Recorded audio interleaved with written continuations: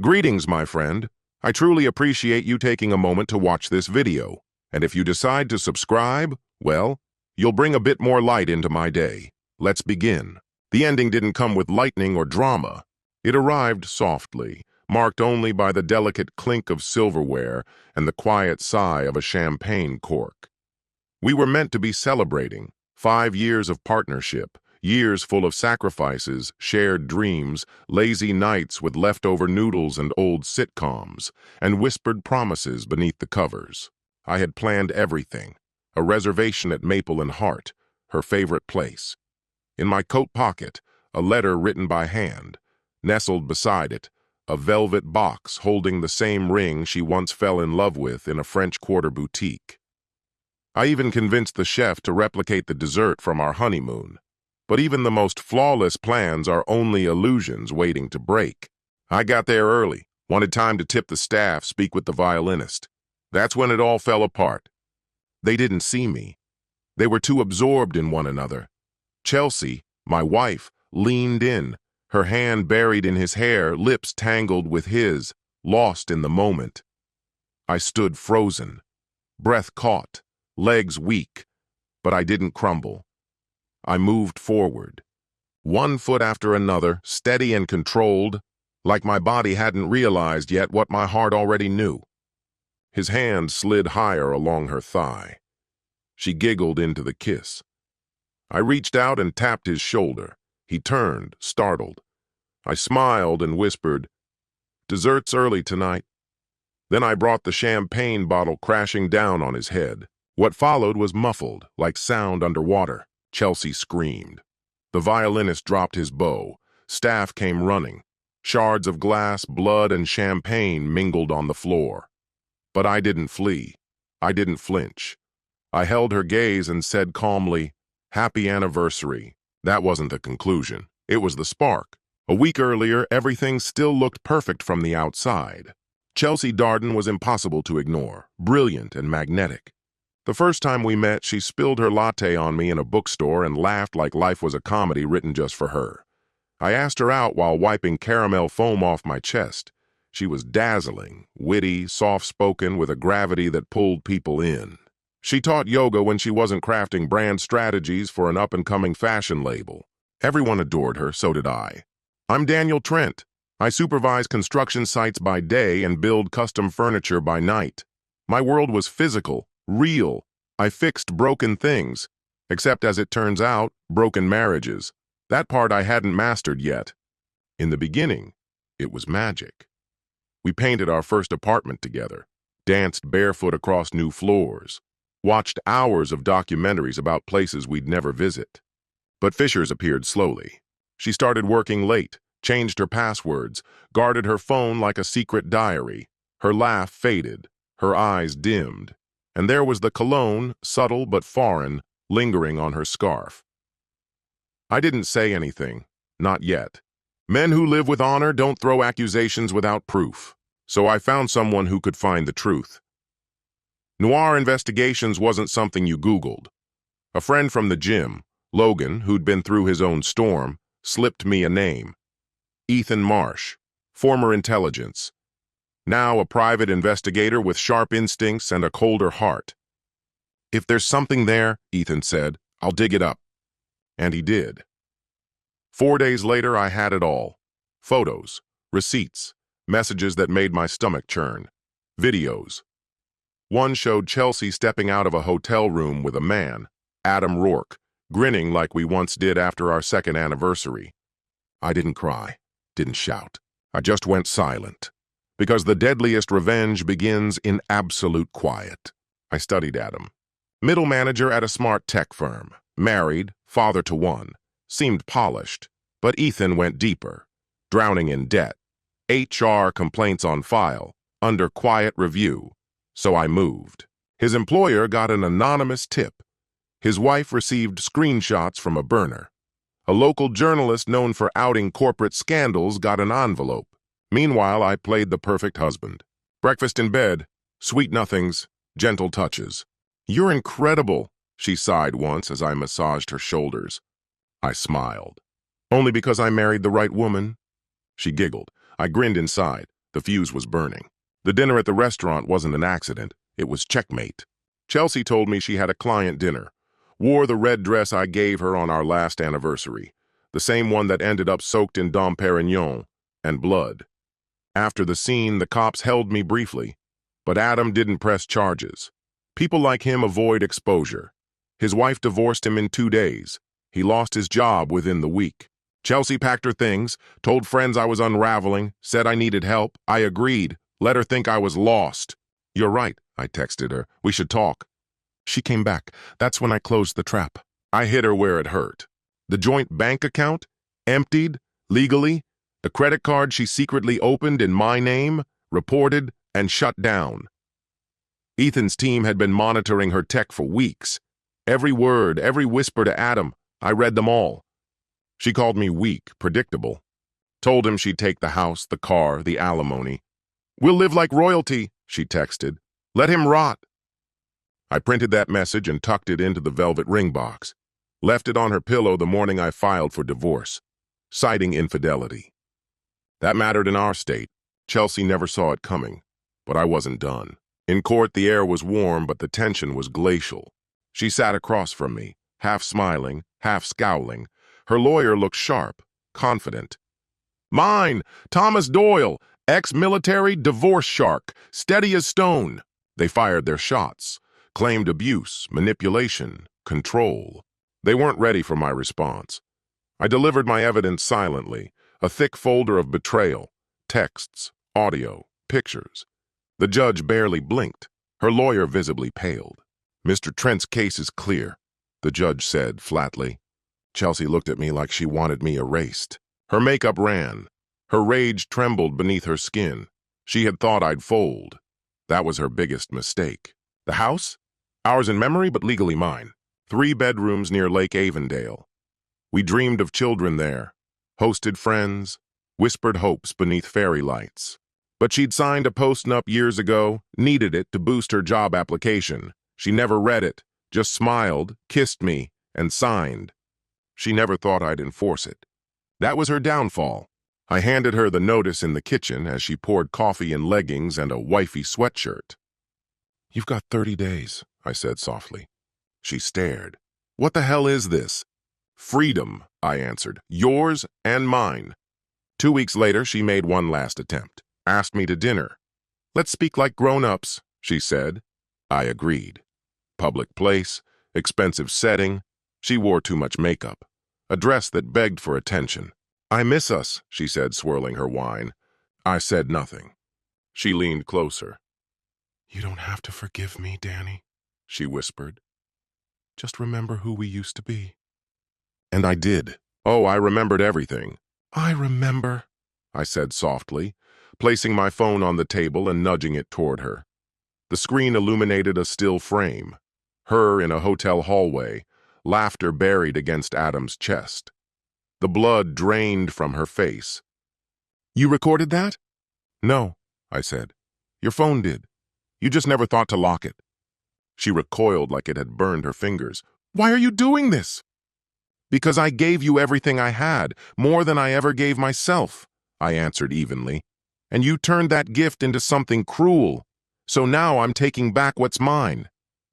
Adam Rourke's downfall came just as swiftly as Chelsea's. He lost his job. His wife packed up their daughter and went back to her parents in Wisconsin. A lawsuit loomed. Human Resources had reopened several long-forgotten complaints.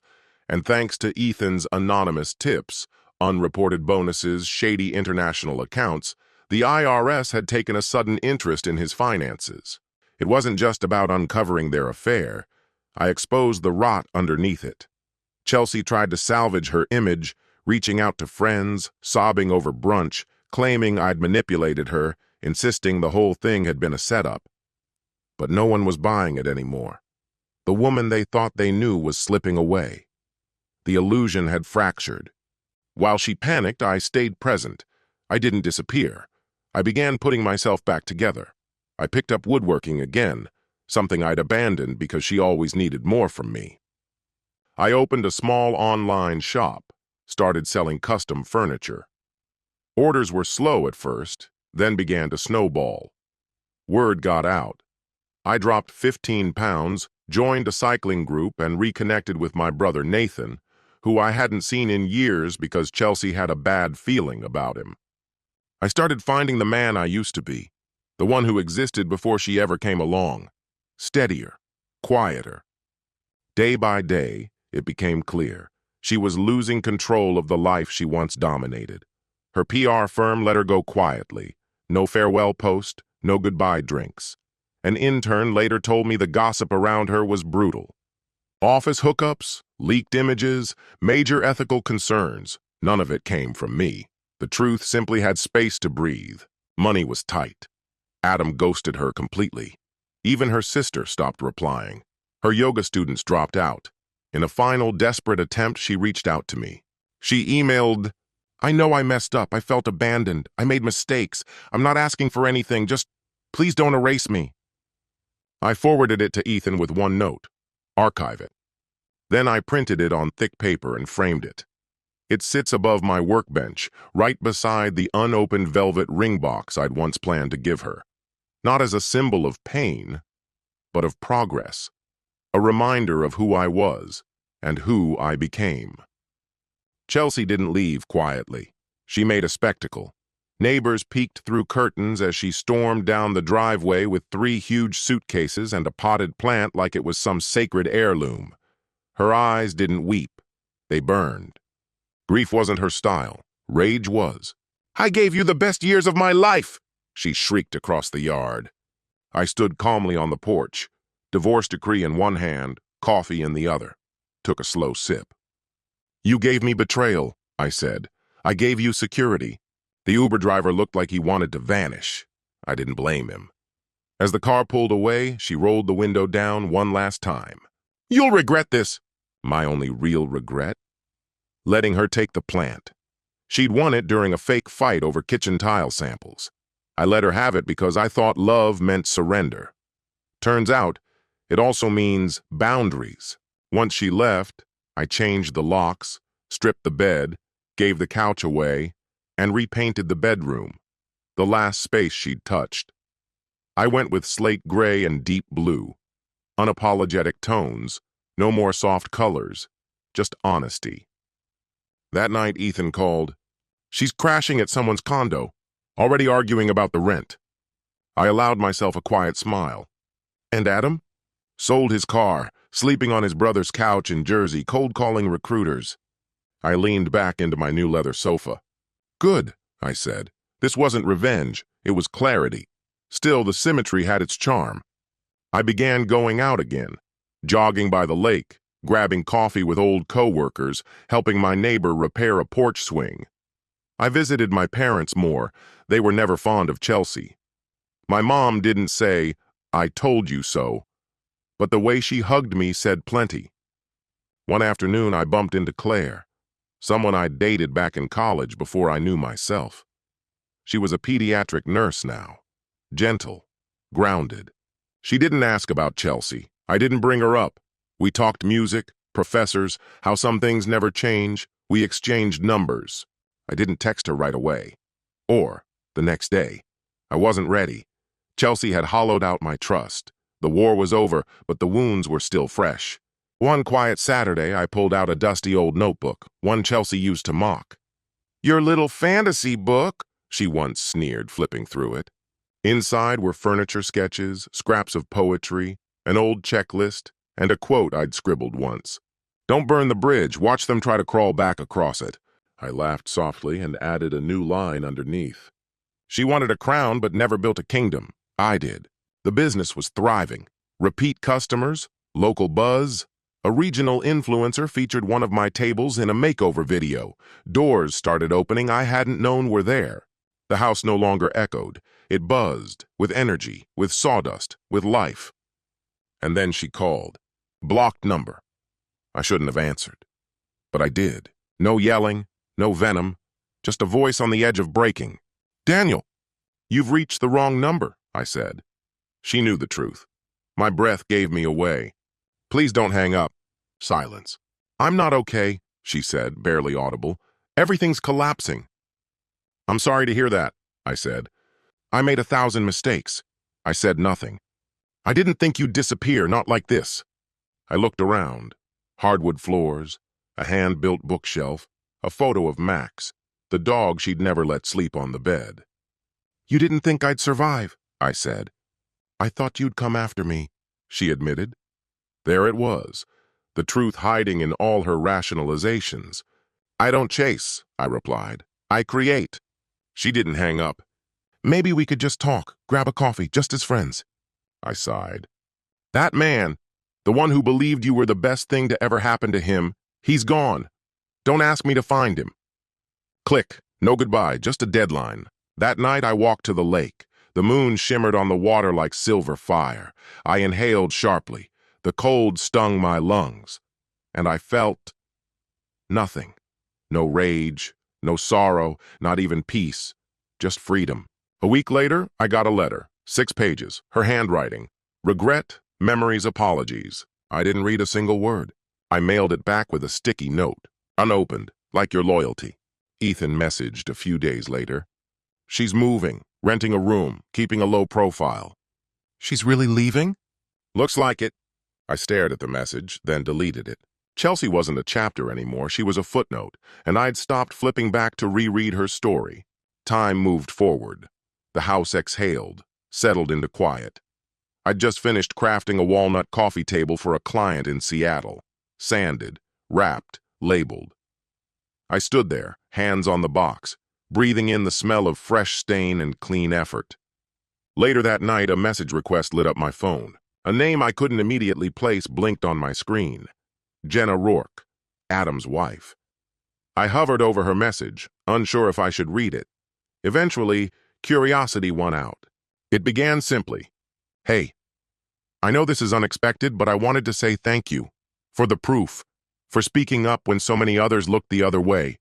You saved me the heartache of forgiving someone unworthy of it. I stared at the screen for a while, then slowly typed a reply. You didn't deserve what he did to you. None of us did. Her next message came quickly.